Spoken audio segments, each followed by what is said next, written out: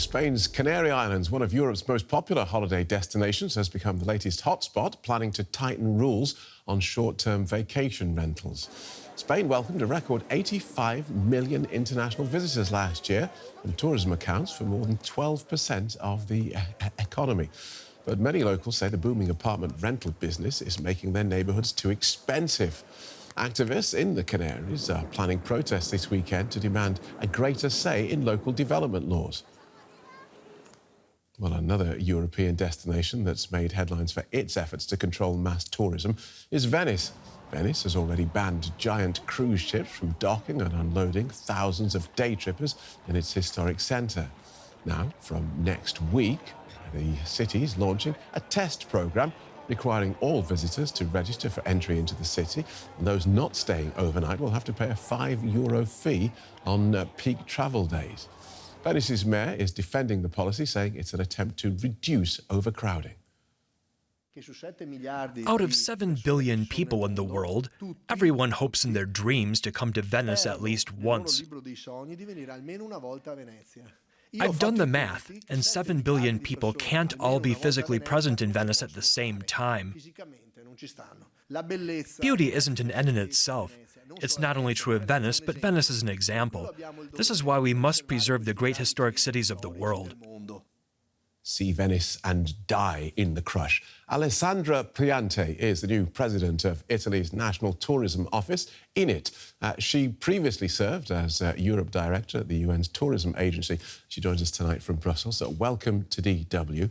So we have the Mayor of Venice there, clearly believing there's a limit to the number of tourists his city can handle. What do you think that limit should be? Well, first of all, having a limit for people is a very big word, because in principle, we cannot stop people from traveling nor from entering.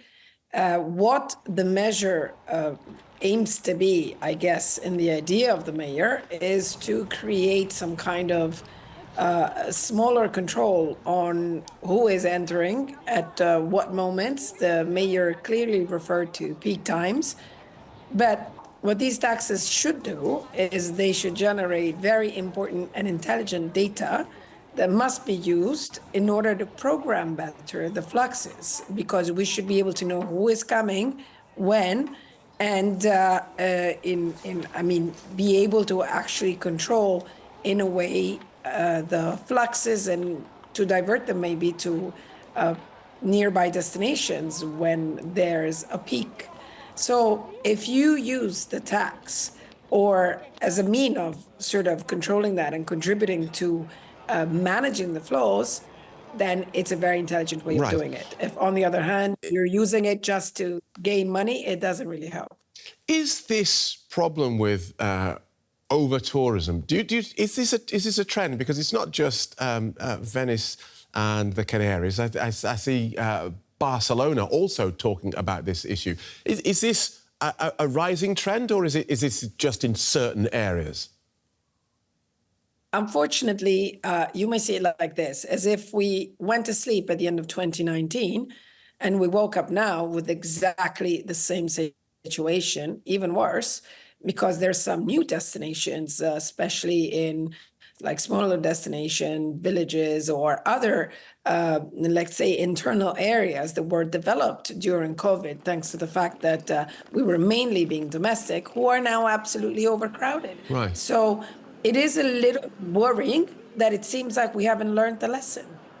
And it's not just numbers, is it? Locals often blame these short-term vacation rentals for pricing them out of the housing market. Does that need to be looked at?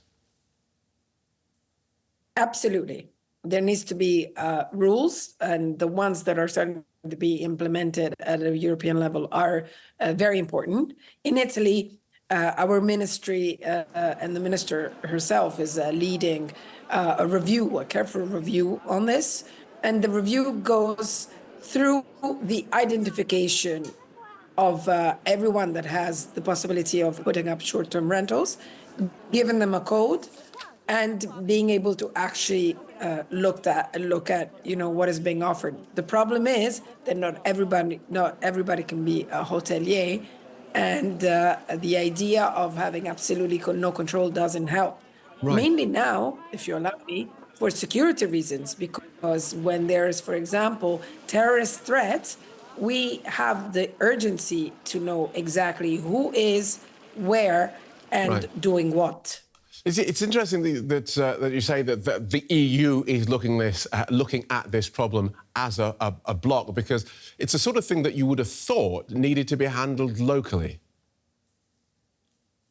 No, not necessarily. Absolutely. First of all, you need to have common rules, because when you're dealing with a global platform, for example, like Airbnb or other ones, you need to have a common position, because discriminating doesn't really help. The fact that one place is like more liberal, more open than the other doesn't really help. We all need to have common rules, because the problems are exactly the same. You mentioned Barcelona being back into this issue, but I can also mention other cities in the north, like Amsterdam, where let's say, the negative sentiment towards tourism is rising. So Right. this has to put us in a position where we ask ourselves the question, can we make tourism really a positive element for everyone, rather than being something that is being suffered? All right. Thank you for talking us through that. Alessandra Priante from the Italian National Tourism Office. Thank you so much. Thank you for having me. Thank you.